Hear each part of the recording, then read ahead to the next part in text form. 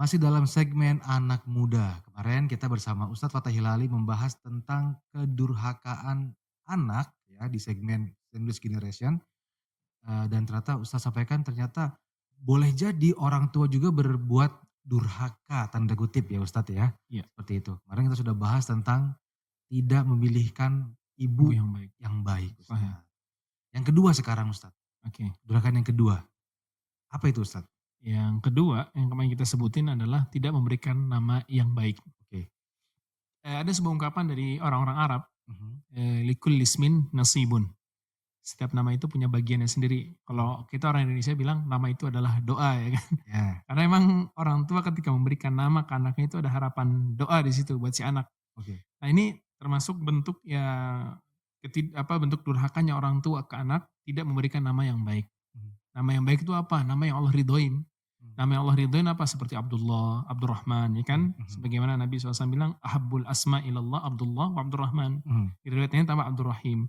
Intinya semua nama yang ada abdunnya terus dinisbahkan kepada nama Allah Azza wa Jalla itu nama yang paling Allah cintai. Mhm. Kemudian kedua di bawahnya adalah nama orang-orang soleh.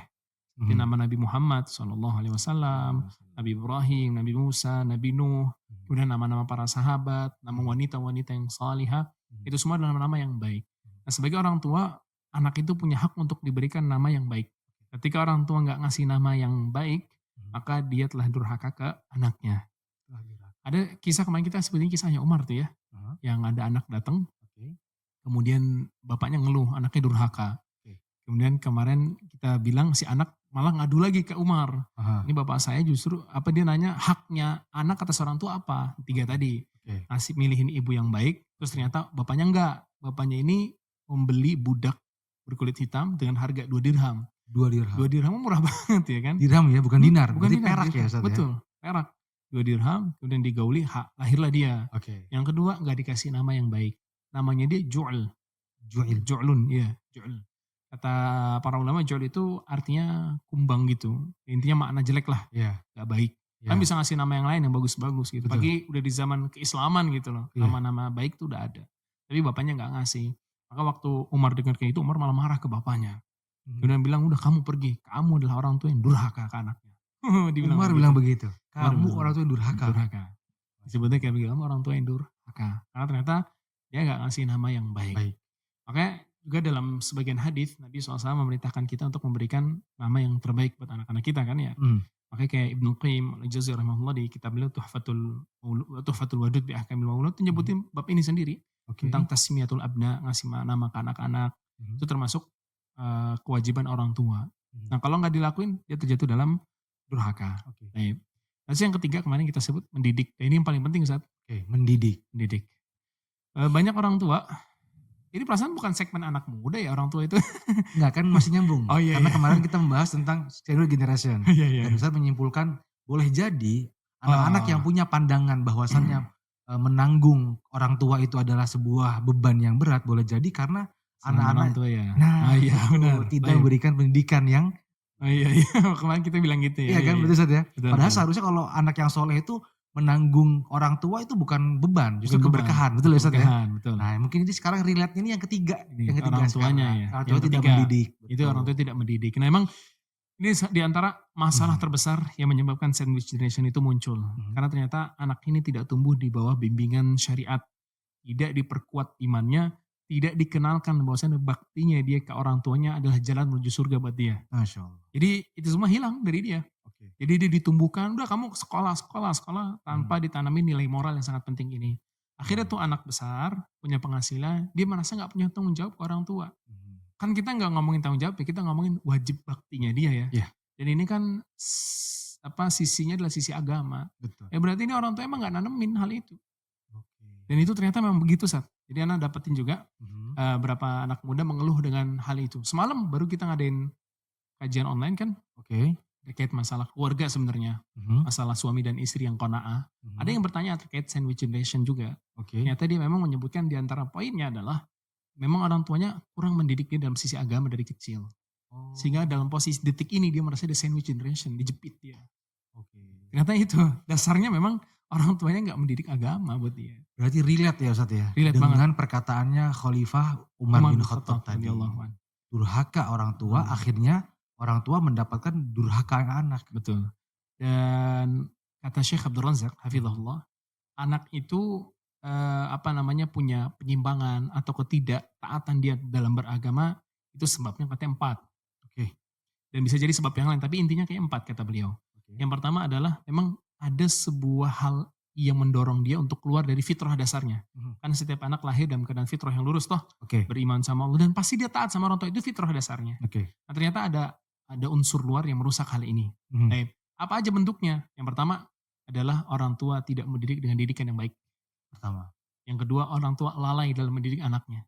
Tadi tidak mendidik, yang kedua lalai. Lalai. Beda ya antara yang pertama yang kedua. Bedanya di Kalau yang pertama itu memang orang tua murni. lepas. Ya. Kalau yang kedua lalai, dia ngasih pendidikan tapi gak serius. Lalai. Setengah-setengah, gak serius. Ini mempengaruhi ke pendidikan anak. Oke. Bedakan antara orang tua yang hadir 24 jam untuk anaknya, pikiran dan hatinya, dengan orang tua yang hadir untuk anaknya sejam setiap harinya. Oke. Banyak orang tua zaman sekarang kan kayak begitu Ustaz ya, mohon maaf aja. Dia berangkat pagi, anak-anaknya berangkat kerja, anaknya berangkat sekolah, dia berangkat kerja, dia sibuk di kerjaannya, balik ke rumah, anak-anaknya toh pengen ketemu sama orang tuanya, pengen ketemu bapaknya, pengen cerita. Tapi ketika ayah nyampe rumah, ayahnya bilang jangan ganggu ayah dong, ayah capek. Itu kan masalah. Dia melalaikan pendidikan. Padahal harusnya dia menjadikan tempat istirahatnya dia adalah main sama anak istrinya. Nah itu yang hilang dari kebanyakan orang tua zaman sekarang. Oke Ustaz, ini mumpung Anda ingat Ustaz ya. Iya. Anda potong sebentar Ustaz. Iya silakan. Itu apakah orang tua artinya ayah itu supaya dia tidak lalai dia harus terus hadir bersama anaknya. Ini mengingat karena kalau kita lihat kisah Nabi Ibrahim ya Ustaz ya, bagaimana Allah berikan kepada beliau Nabi Ismail yang soleh. Kalau kita lihat dari sejarah kan Nabi Ibrahim ini jarang ketemu dengan Nabi Ismail nih Ustaz. Betul kan? Tapi kok bisa Nabi Ismail ini tetap menjadi anak yang soleh Ustaz. Bahkan sampai mau disembelih aja bilang katanya if'al ma tu'mar. Yang pertama itu berkat doanya beliau sendiri. Doanya Nabi Ibrahim. Oke. Kan beliau yang berdoa Rabbi habli min ladunka dzurriyyatan Rabbana hab lana min azwajina wa dzurriyyatina qurrata a'yun waj'alna lil muttaqina imama. Oke. Kemudian juga yang kedua adalah beliau hadir untuk Nabi Ismail. Hadir Iya. Secara hati ketika ketemu dan secara doa. Berarti poinnya bukan berarti harus full 24 jam ketemu sama anak. Bukan jasad yang hadir. Bukan jasad. Doa dan juga ketika memang ketemu secara jasad. Hadir beneran. Hati juga harus hadir. Jangan ketika jasad ketemu ayah sibuk main HP. Itu kan yang terjadi. Itu relate bener Ustaz. Bener banget tuh Ustaz. Kayak begitu. Itu yang sering terjadi dan ujung-ujungnya ternyata dia nyalahinnya anaknya. Yang salah dia padahal. Dia gak pernah hadir. Kan kita selalu ngomong hadir-hadir. Maksudnya apa? Hadir lah depan dia. Bukan. Kamunya, pikiran kamu, hati kamu buat anak kamu. Yang hilang. Jadi kalau kayak seorang ayah yang sebagai pelaut. Misalnya yang 4 bulan dia melaut. Ketika dia pulang ke daratan. Ketemu 2 bulan sama anaknya. Udah stop. Jangan hadir buat anak. Hadir buat anak. Yang terjadi kan enggak. Dia Ujung-ujungnya main sama temennya. Sama temennya benar. Ya udah wajar. Jadi ada gap deh. Dan itu kan yang terjadi sama kebanyakan anak-anak yang dewasa sekarang. Ada gap sama orang tuanya gara-gara ayah gak meluangkan pikiran dan hatinya. Lalai. Ya. Oke, yang pertama tidak mendidik, yang kedua lalai kata Syekh Abdul Razak. Yang ketiga Ustaz? Yang ketiga adalah unsur-unsur eksternal. Teman, lingkungan, sosial media. Itu juga mempengaruhi perubahan fitrahnya dia. Jadi ada 3 bukan 4, sorry ada 3 ya. Ada 3. Kata beliau bisa jadi lebih. Tapi kata beliau sisanya kembali pada poin ketiga, faktor eksternal. Dan dari 3 tadi ternyata yang 2 itu dari orang terdekat. Orang terdekat. Ayah sendiri. Ayah dan orang tua ya. Ayah dan ibu ya. Ayah dan ibu. Ayah dan ibu. Dan ternyata luntur dari kebanyakan orang dalam mendidik. Karena ini poin terakhirnya paling penting. Ternyata orang tua ketika menikah tidak melandasi pernikahan mereka dengan keilmuan. Mereka memang gak salah menikah untuk memperbaiki dan menjaga kehormatan diri ya. Sahih. Tapi di sisi lain walaupun sudah menikah mereka punya kewajiban buat belajar juga untuk mendidik anak-anaknya. Betul. Yang terjadi mereka sudah menikah ya udah sibuk dan menganggap pendidikan itu kewajiban sekolah. Apalagi sekarang nih saya perhatiin Ustaz ya, banyak di sosial media gitu ya, muda-mudi itu ya walaupun gak terlihat langsung tapi tersirat, mereka itu menganggap pernikahan itu hubungan antara suami dan istri aja. Jadi mereka berpikirnya bagaimana mereka honeymoon yang nyaman, mereka istri pengennya terus diratukan oleh suaminya gitu kan. Betul. Tanpa mereka bersiap bagaimana setelah pernikahan ini akan lahir dari mereka anak-anak gitu ya Ustaz ya. Betul itu. Itu yang Wah. salah dari kebanyakan orang, Akhirnya subhanallah. dengan karena kurang persiapan, jatuh ke 2 hal tadi. Dua hal tadi, Entah tidak memberikan pendidikan yang pendidikan islami, atau lalai, lalai dalam memberikan pendidikan lalai. islami. Itu yang terjadi, Menarik sekali ini. subhanallah. Jadi, kata Umar bin Khattab ada, 3 atau 4 yang membuat orang tua itu bisa dibilang durhaka pada Durhaka, anaknya, dan pada bagian pendidikan tadi Syekh Abdul Razak menyebutkan yang membuat fitrah anak itu menjadi melenceng, faktor terbesarnya banyak faktornya, tapi yang iya, paling besarnya 3 tadi. 3 tadi, Tidak dididik, atau lalai lalai, dalam mendidik, faktor eksternal.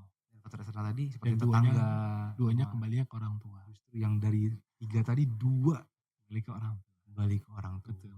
Masya Makanya Allah. ada buku menarik yang saat mungkin anak saranin teman-teman baca itu bukunya Syekh Abdul Razak. Mhm, Beliau punya buku judulnya 10 Pilar dalam Mendidik Anak. mhm, Itu bukunya ringkas, kalau di dalam bahasa Arab itu bukunya kutaibat oke. sifatnya, kecil, isinya cuma 30 atau 40 halaman. Sudah diterjemahkan itu Ustadz? Udah diterjemahin alhamdulillah, tapi yang Oke, diterjemahkan baru 8 pilar. Jadi 8 Syekh Abdul pilar, Razak merevisi tulisannya, ditambah lagi ditambah jadi 10 sekarang. jadi Tapi ini 10. ada 8. Ya insyaallah yang 8 itu juga udah cukup. Dan kalau nggak salah ini kan juga Ustadz, isi dalam beberapa kajian ya? Iya, nah isi juga. Online? Ada yang online, ada yang Ada offline. yang offline ya? Nanti buat teman-teman yang pengen ikut kajiannya Ustadz, Ustadz juga mengisi dengan, kitab ini ya Ustadz ya? Betul. Untuk Wah ya, menambah wawasan tentang bagaimana mendidik anak-anak ya, mendidik keluarga. Silahkan hadir di kajian Ustadz, infonya ada di sosmed jangan antum lupa ya Ustadz ya? sosial media Anda. Yang belum follow Ustadz Fatah silahkan di-follow. Jangan lupa follow satu juga.